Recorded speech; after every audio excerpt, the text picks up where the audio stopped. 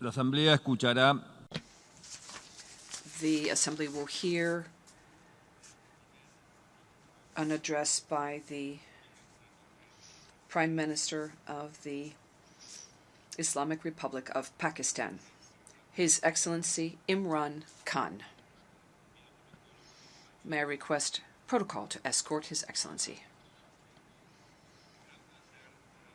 I have great pleasure in welcoming His Excellency Prime Minister of the Islamic Republic of Pakistan, and I invite him to address the General Assembly. Bismillah ar-Rahman ar-Rahim. Iyyaka na'budu wa iyyaka nasta'in. Mr. President, Honorable Secretary General, Excellencies, ladies and gentlemen,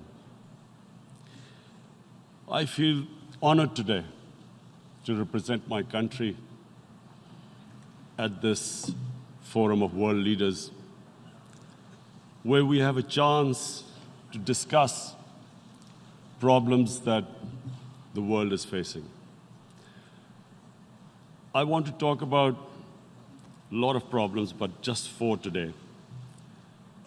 And I especially came to this forum despite a difficult time in my country, facing challenges. I would not have come, but because I feel that there are some very urgent problems which the world must address. So first of all, I start with climate change. So many leaders have talked about climate change. But Mr. President, I feel that there is a lack of seriousness. Perhaps world leaders some of the leaders who can do a lot, do not realize the urgency of the situation.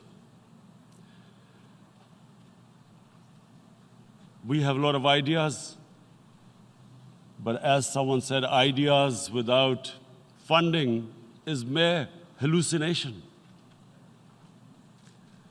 Pakistan, I'll give you start with my own country. Our country is amongst the top 10 nations in the world which are most affected by climate change. We depend upon our rivers. We are mainly an agricultural country.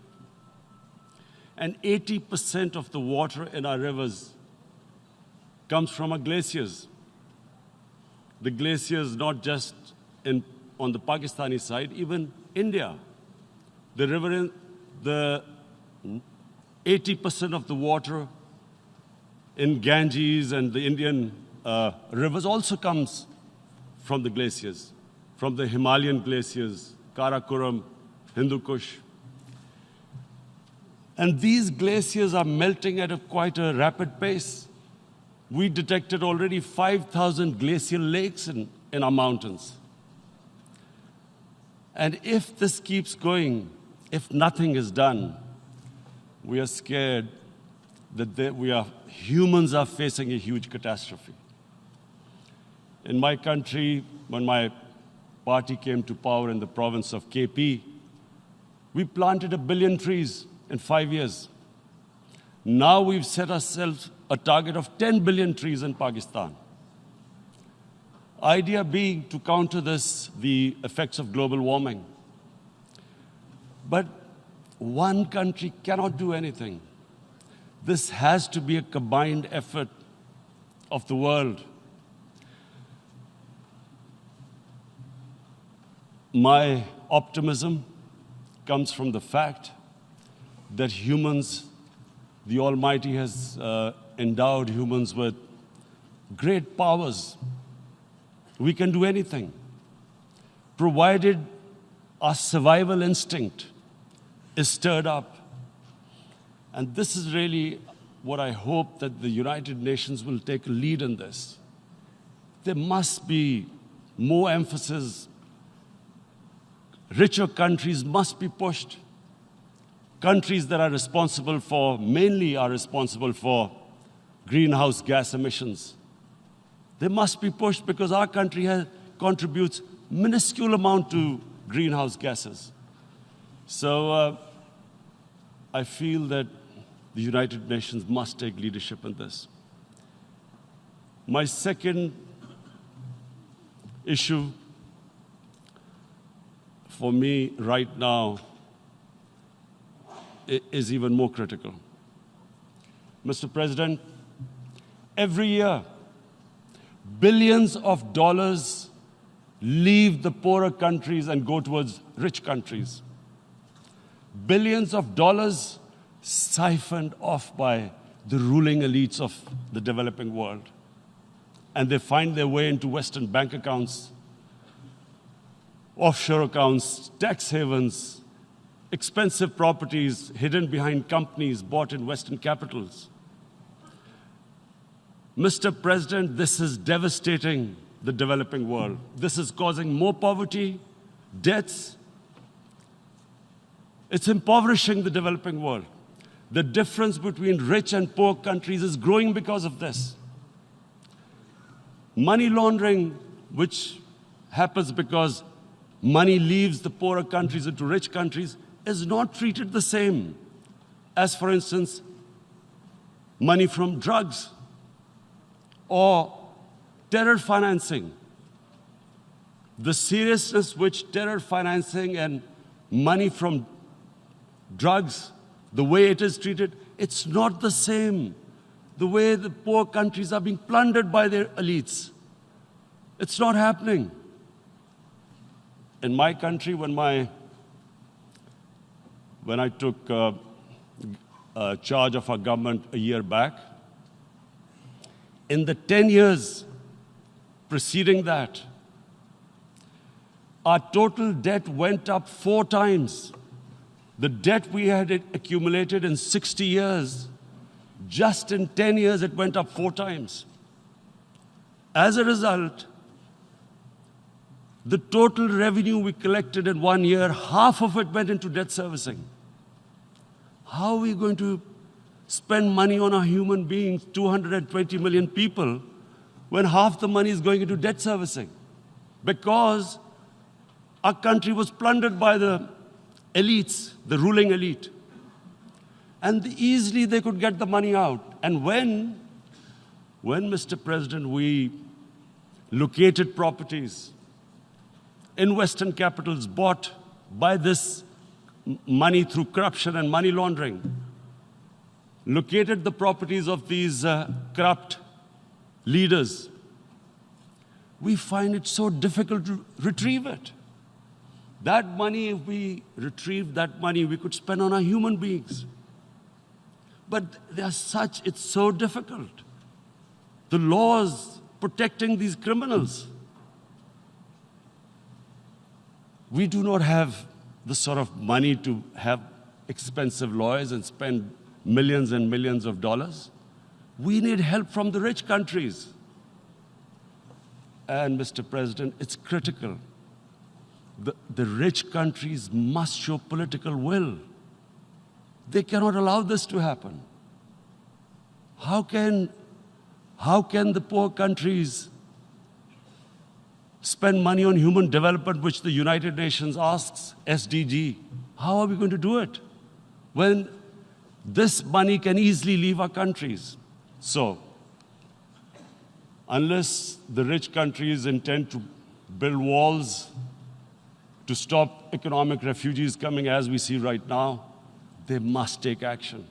They must take action now. It must be a deterrent. Corrupt ruling elites should not be able to take money out easily and park it into foreign bank accounts and into these properties abroad. And I never understand why. Why do we have these tax havens? Why is this allowed?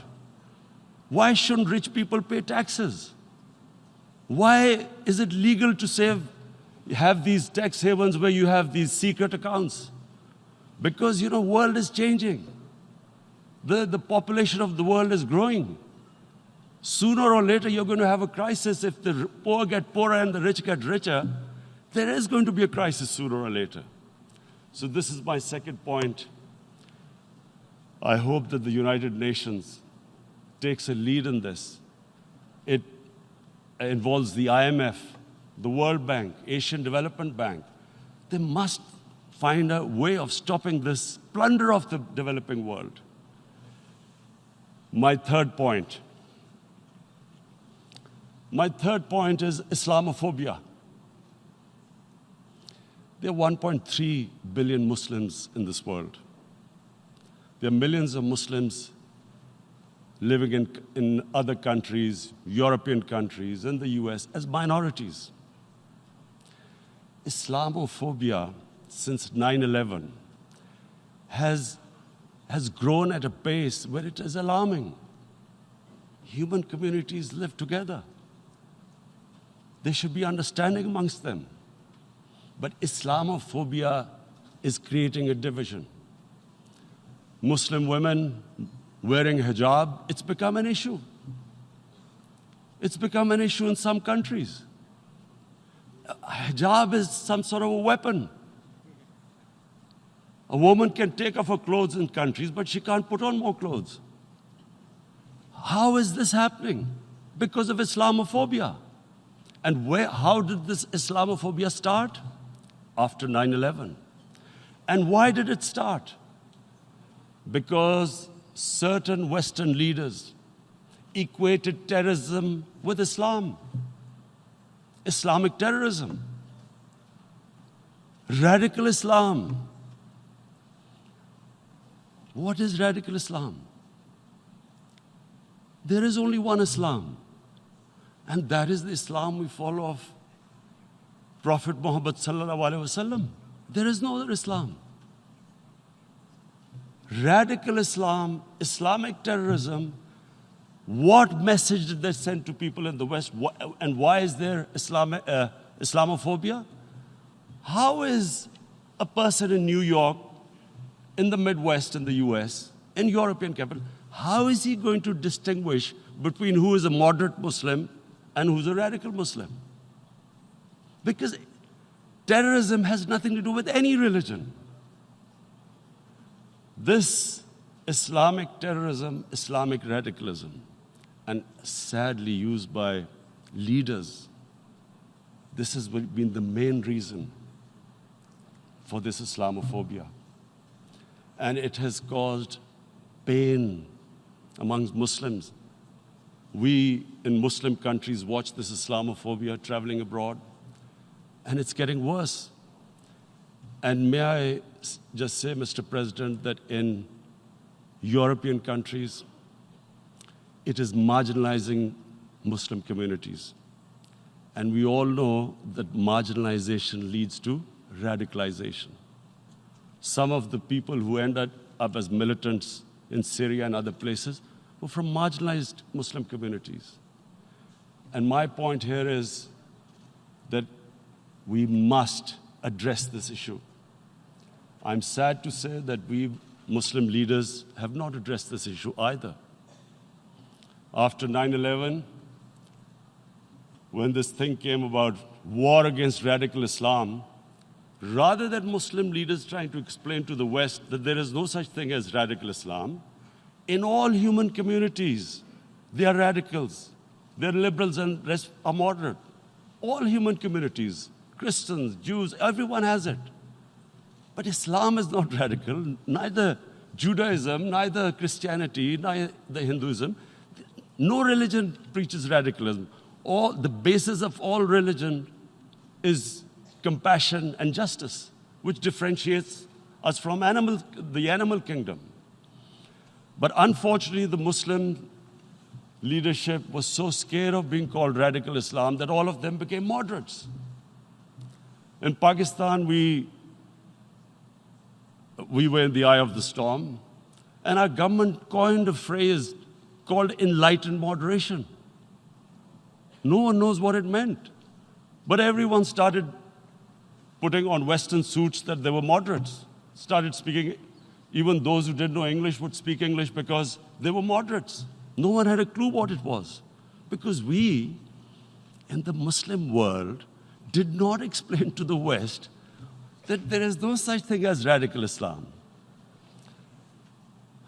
One of the reasons why after 9/11, Islam was supposed to be equated with terrorism was suicide attacks. Because the 9/11 bombers did a suicide attack, all sorts of theories came up that the Muslims are involved in suicide attacks because they will get virgin in heavens. Some came up with, what about women, suicide attackers? So this bizarre thing happened. No one explained. Suicide attacks and Islam were equated.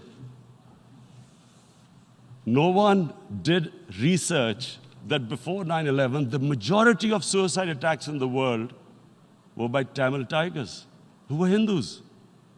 No one blamed Hinduism, and quite rightly. What has Hinduism got to do with what desperate people were doing in Sri Lanka? We all know we've seen films about Japanese kamikaze pilots at the end of the Second World War doing suicide attacks. No one blamed the religion. But here we were trying to prove we were moderates and not explaining to the West. But the most important thing I wanted to say here today, in explaining this Islamophobia, Mr. President, and I feel it's very important because I've spent, because of I played professional sport in England, I spent a lot of time there. So I know how the Western mind works and how West views religion. So where the misunderstanding about Islam came. And one of the reasons it caused Islamophobia. That was, in 1989, this book was published, maligning, insulting, ridiculing our Prophet Muhammad sallallahu alaihi wasallam. And there was a reaction in the Muslim world. The West couldn't understand what was the problem. Because in the West, because I have spent so much time in the West, religion is perceived completely differently. They don't look upon religion like we do. And so, Islam was supposed to be an intolerant religion. It was against freedom of expression. And Islam took a real beating 30 years ago. I still remember it became a watershed. And every 2 or 3 years, someone would malign our Prophet, peace be upon him. There would be a reaction by the Muslims. And again, it was Islam, an intolerant religion. Again, this time, I blame a certain section of the people in the West who deliberately provoked this, knowing the impact it would have. But the majority of the people in the West didn't understand. This is where, again, Muslim leadership let the Muslims down. We should have explained to them what our Prophet, peace be upon him, means to us. So in 1 minute, I'll try and explain what he means to us. Our Prophet was the witness to the divine book, the Holy Quran. The Holy Quran is the book of guidance for Muslims, and the Prophet's life was living the Quran. He was an example of what the Quran guided us to be. So he is the ideal we all try to get to. The Prophet created the state of Medina, the first state in Islam. That state was the basis of a Muslim civilization which became the predominant civilization for the next 700 years. And what was that state? I hear such strange things about Islam, that it is against women, it's against minorities. The first state of Islam in Medina, it was the first time a welfare state was set up. The state took responsibility of the weak, widows, orphans, poor people, handicapped. It taxed the rich, spent the money on the poor. The state announced that all human beings are children of Adam, hence equal, whatever the color of their skin. The state announced, the Prophet announced that, and slavery, the whole system depended on slavery as it did for many years in the Western societies. The Prophet said that one of the greatest deeds is to free a slave. But because the society depended on slavery, he said, but if you have to treat them as an equal member of the family. And as a result, something happened in a Muslim world which hasn't happened in any other civilization. Slave dynasties appeared. Slaves became kings. The Mamluks, slaves who ruled Egypt. In India, there were slave dynasties. And then, with minorities, again, you hear that Islam is supposed to be against minorities. Let me just make this clear. In Islam, the Prophet announced that everyone was free to practice his religion. It was a sacred duty to protect the places of worship of all religions. He announced that every person is equal in front of law, whatever his religion or his color. And this incredible case, and I always quote this, that the fourth Khalifa, the head of state of Medina, he lost a court case against a Jewish citizen. So, number one, it showed there was a rule of law, no one was above law. And number two, that a Jewish citizen was an equal citizen. So, Mr. President, when a Muslim society is unjust to its minorities, it is going against the religion of Islam and our Prophet, peace be upon him. So, it is important to understand this. The Prophet lives in our hearts. When he's ridiculed, when he's insulted, it hurts. As we human beings understand one thing, the pain of the heart is far, far, far more hurtful than physical pain. And that's why the Muslims react. And I always thought that if I ever had this stage, I would try and explain this to the world community, especially to the Western community, because having lived in the Western community, people didn't understand this. When I first went as a teenager to England, there was a comedy film on Jesus Christ. It's unthinkable in Muslim societies. So we need to explain that, look, in a human community, we must be sensitive to what causes pain to other human beings. We have, in the Western society, and quite rightly, the Holocaust is treated with sensitivity because it gives the Jewish community pain. That's all we ask. That do not use freedom of speech to cause us pain by insulting our holy prophet. That's all we want. And now, the number fourth point, Mr. President, and this is the most critical point, is the reason why I especially came here. It is about what is happening in Kashmir. Before I go on this, I want to make one thing clear. That when we came to power, my first priority was that Pakistan would be a country which will try its best to bring peace. We had been through this war on terror. We joined the United States war on terror after 2001. And Pakistan went through one of its worst periods where 70,000 Pakistanis died and over 150 billion was lost to our economy.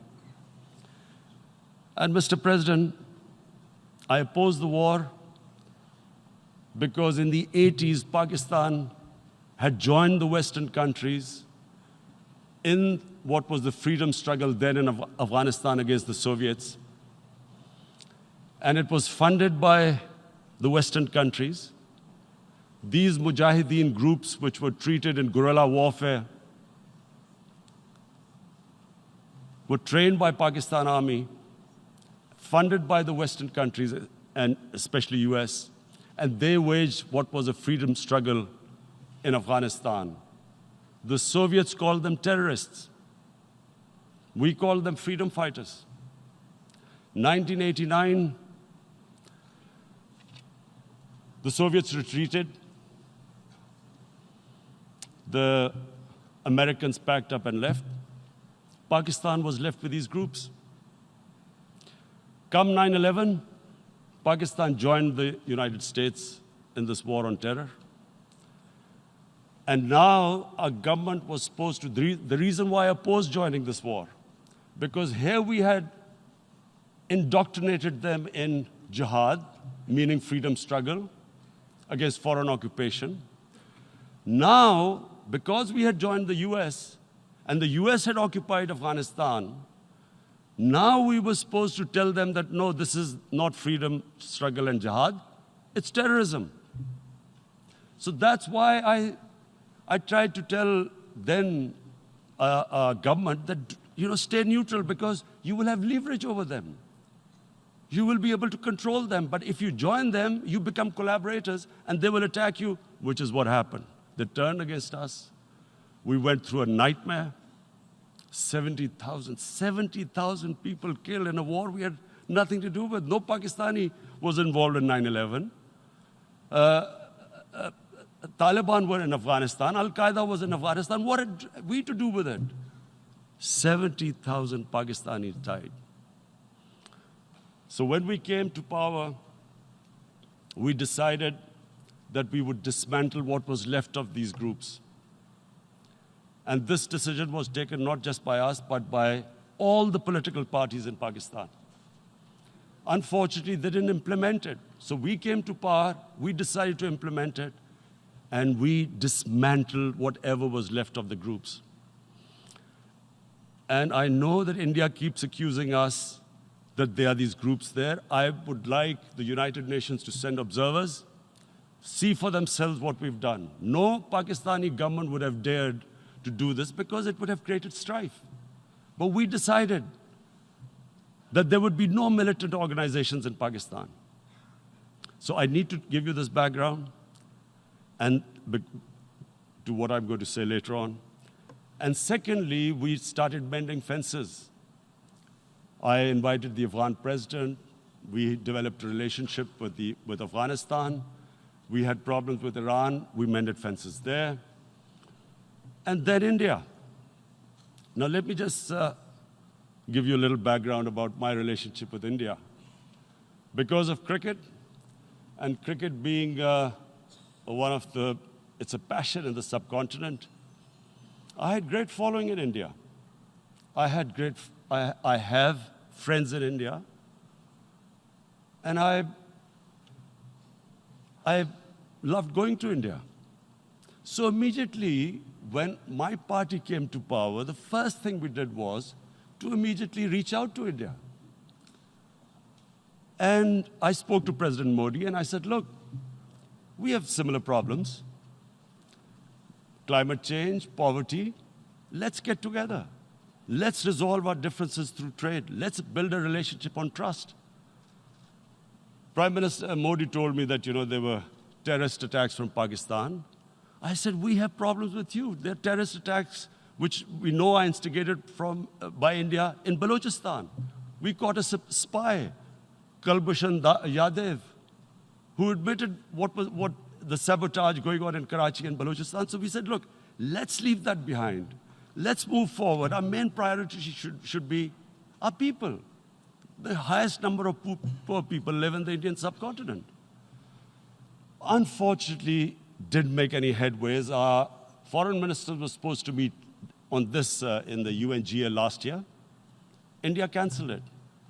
We thought that it's their election coming up. It's a nationalist, ultra-nationalist party. It doesn't want to cozy up to Pakistan. So we thought, okay, we'll wait till the elections. Meanwhile, a 20-year-old Kashmiri boy, whose father said was radicalized by the security forces in Kashmir, blew himself up on an Indian convoy. Immediately, India blamed us. I spoke to the Indian public on television. I said, if you give us any iota of proof, we will immediately take action, because we've clamped down on these groups. Rather than sending us any proofs, they sent their jets in, they bombed us. We retaliated. A jet, 2 of their planes were shot down, 1 pilot bailed out in Pakistan. We immediately returned the pilot, saying that, look, we do not want any escalation. Rather than taking that as a peace gesture, the entire campaign, almost the entire campaign of Mr. Modi in the election was how he had taught Pakistan a lesson that jets had killed 350 terrorists. Complete lie. They had just killed about 10 trees of ours, which was quite painful given that, we are growing all these trees. He then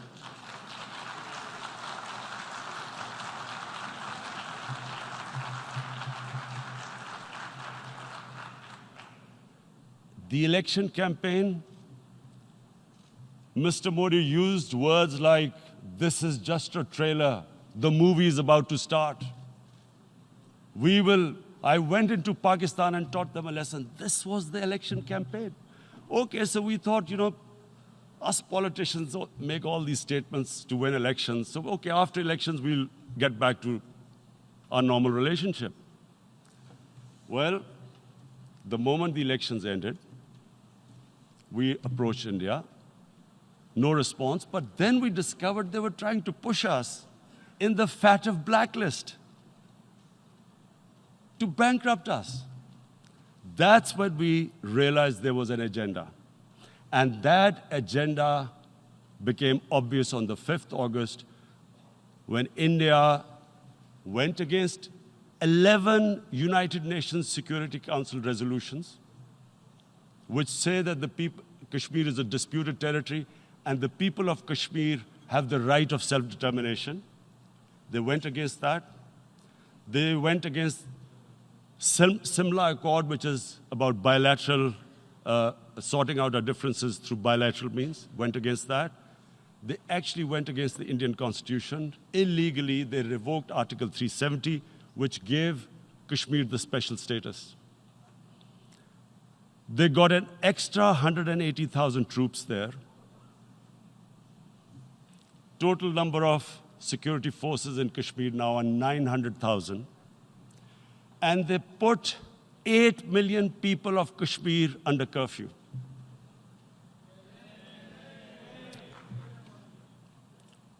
Mr. President, now I just briefly want to make the people understand, how can anyone do something like this? And for that, I have to explain to you what is RSS. RSS, Mr. Narendra Modi is a life member of RSS. RSS was an organization that was inspired by Adolf Hitler and Mussolini, came about in 1925. They believed in racial purity, racial superiority. They also believed they were an Aryan race like the Nazi believed they were an Aryan race. All that I'm saying can be verified. This is the time of information revolution. You can Google all this, what I'm saying. But it is very important for me to explain this to you so you know what is happening in India. This RSS believed in the ethnic cleansing of Muslims from India. At one point, there was racial superiority of the Hindu race. Secondly, it was hatred for the Muslims and for the Christians, because they believed that this golden age of Hindu civilization was stopped because of Muslim rule centuries back and then the British rule of India. So it was racial superiority and hatred for Muslims and Christians. This is openly stated. You look at the founding fathers of RSS, Golwalkar and Savarkar. Just Google them and you'll find out. And this ideology of hate is what murdered the great Mahatma Gandhi in 1948. It was this ideology of hate that made Narendra Modi in 2002 do a pogrom against Muslims in Gujarat when he was the chief minister. He allowed 3 days for these RSS goons who were inspired by the Hitler brown shirts. They actually wear brown shirts. This RSS, the Congress Home Minister gave a statement that in RSS camps, terrorists are being trained. And these terrorists butchered 2,000 Muslims and 150,000 Muslims were made homeless. Narendra Modi could not travel to the US because of that. And I need to make you understand this background before I explain to you that what sort of a mindset would lay siege to 8 million people with 900,000 troops. Women, children, sick people, locked in as animals. In fact, of what I know of England, if 8 million animals were locked in, the RSPCA would have made a lot of noise about it. These are human beings.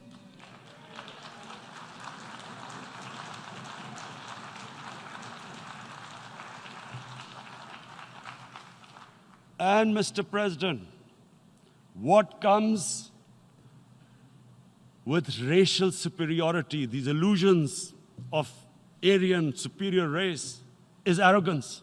The two go together. And it's arrogance that makes people make mistakes and do stupid things. Cruel things like what Narendra Modi has done. It's sheer arrogance.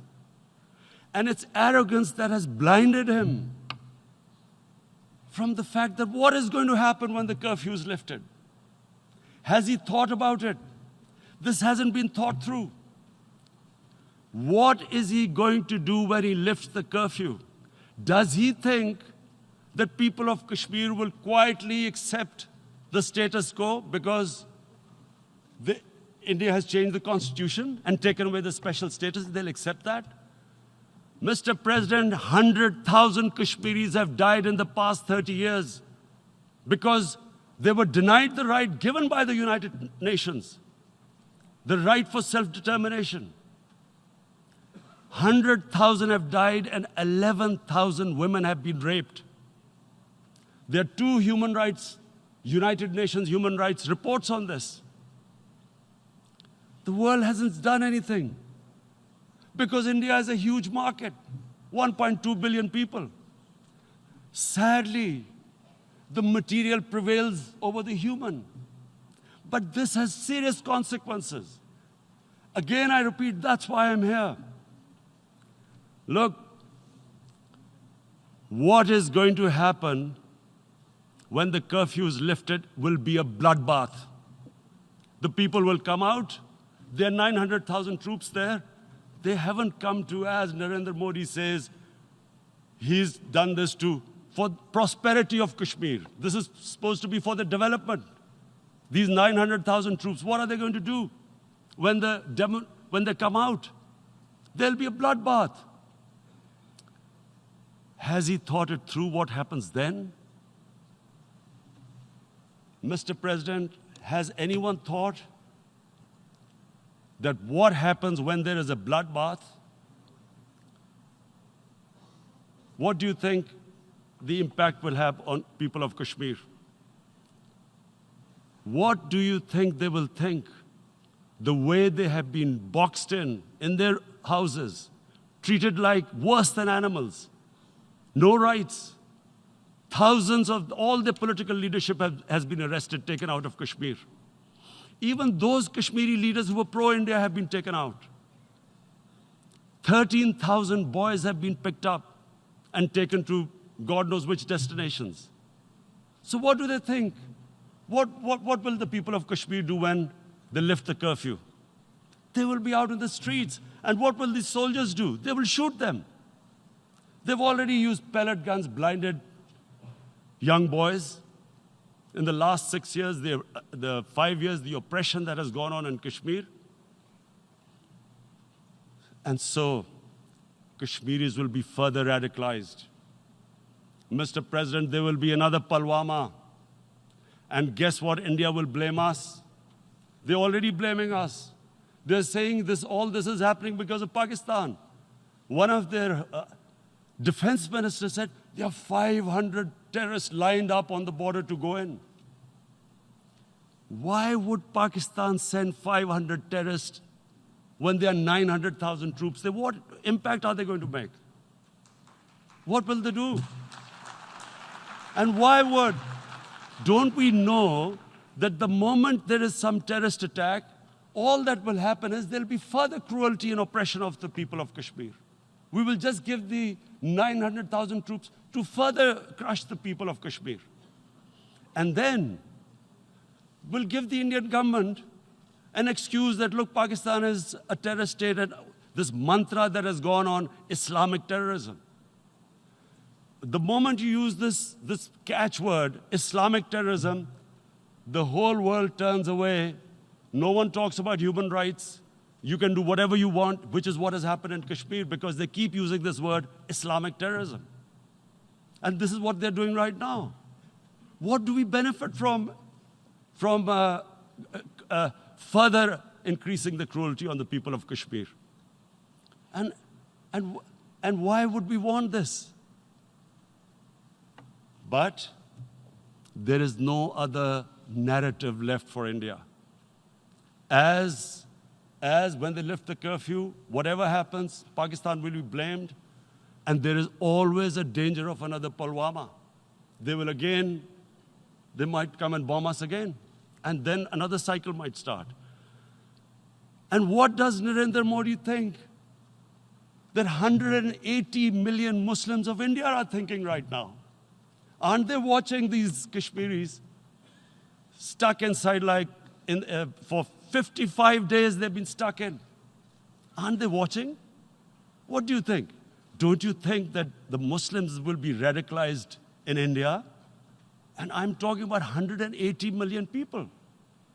And when they get radicalized, there will be some incident in India somewhere down the line.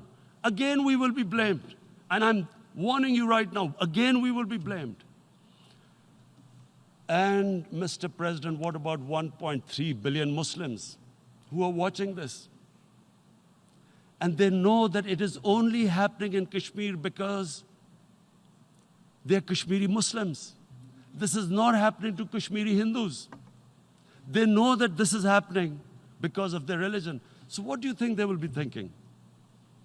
What do you think the Jewish community would think if they were, forget 8,000 Jews stuck like this? What do you think Europeans would think? What do we think? I mean, any human community, if their members are stuck like that, what do you think they will think? Are we a children of a lesser God? Is it not going to cause us pain? And then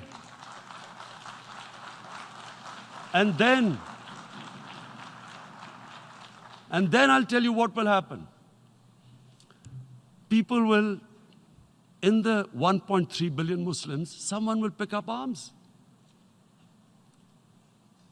I know we've been brought up with films, Western films. This good, decent guy doesn't get justice. he decides to pick up a gun and start seeking justice. There was a film made in New York, famous film called Death Wish. This guy gets mugged by and his family, his wife gets killed or something. He can't get justice. He picks up a gun and he goes around shooting muggers. And the whole cinema cheers him on. So what do you think the Muslims are thinking right now? If there is a bloodbath, there will be Muslims becoming radicals, not because of Islam, but because of what they will see, that there's no justice when it comes to Muslims. There were Rohingya Muslims, Myanmar, who are, God knows, almost 1 million people out, ethnic cleansing.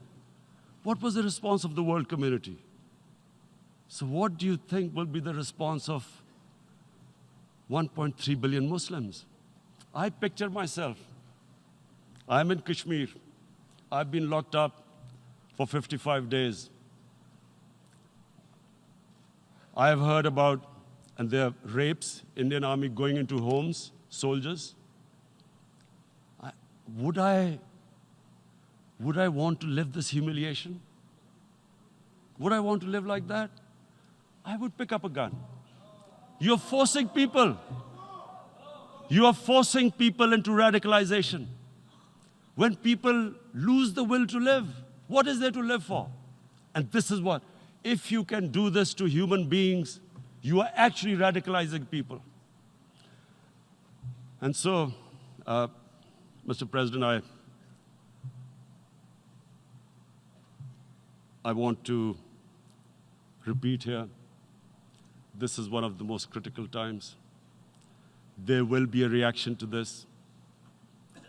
Pakistan will be blamed. 2 nuclear-armed countries will come face to face, like we came in February. And before we head in that direction, the United Nations has a responsibility. This is why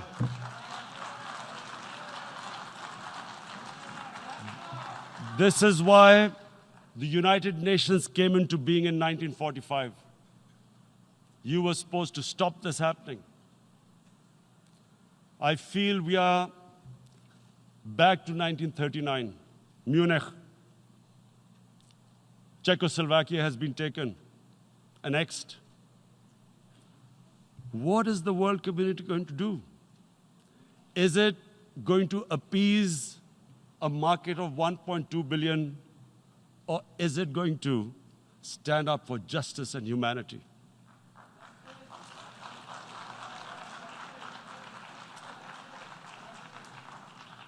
If this goes wrong, you hope for the best, but be prepared for the worst.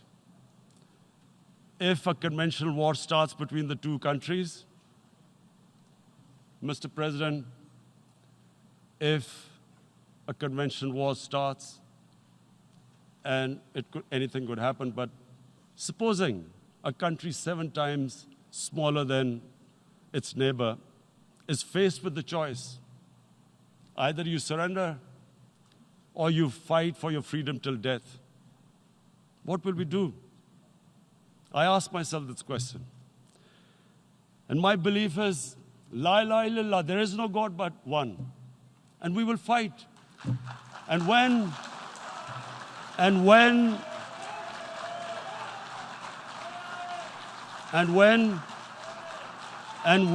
a nuclear-armed country fights to the end, it will have consequences far beyond the borders. It will have consequences for the world, which is why I repeat I'm here. Because I'm warning you, it's not a threat. It's a fair worry that where are we headed? And I've come here to tell the UN, you've got to, this is a test for the United Nations. You are the one who guaranteed the people of Kashmir the right of self-determination. They are suffering because of that. And this is the time. This is the time not to appease like in 1939 appeasement took place. This is the time to take action. And number 1 action must be that India must lift this inhuman curfew, which has lasted for 55 days. It must free all political prisoners, and especially those 13,000 boys that have been picked up. Parents don't know where they've disappeared. And then the world community must give the people of Kashmir their right of self-determination. Thank you.